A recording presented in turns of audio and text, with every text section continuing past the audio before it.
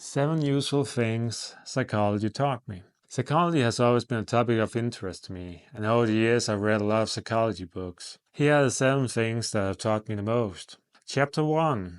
To successfully change a habit, you have to replace it with something else. When people try to change a habit, most try to delete and remove it completely. This, however, quickly in most cases leads to relapse because the triggers and cues for a habit is still strongly ingrained. For example, many smoke in stressful situations of a social company, like many eat because of boredom or bad feelings.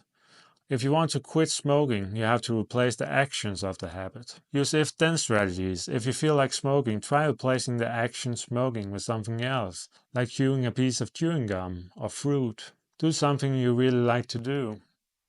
Also, ask yourself, what do you get out of the action? If it's social company, could you get the social company somewhere else? If it's stress, could you avoid some of the stressful situations? Chapter 2.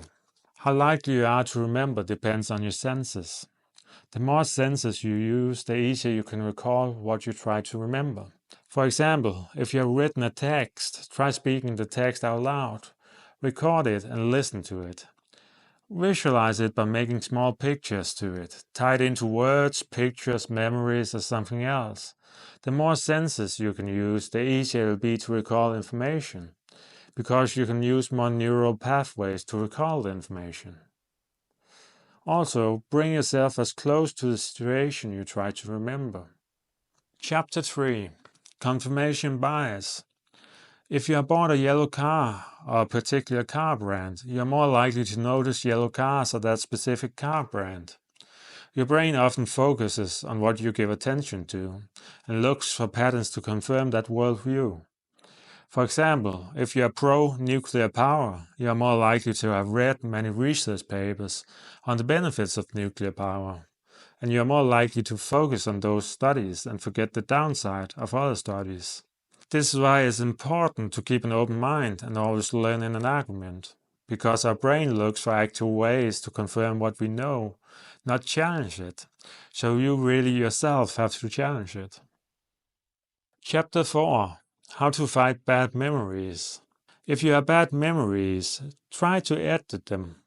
Add funny music to them, make them comical or simply absurd. Maybe add a colorful frame to them. Every time you then recall the memory, you'll think about how you have edited and it'll seem less bad to you. So make it absurd. Play funny music in your memories. Add a colorful border. Do all these things and they will seem less bad. Chapter 5. People have different ways of learning and perceiving. Some people learn by listening, others by seeing, some by kinetics. Figure out what ways of learning works best for you. Notice, for example, the words you use as a hint. Do you use the words see, view, look? Or do you use listen, sound, hear? Or maybe touch, feels, handle?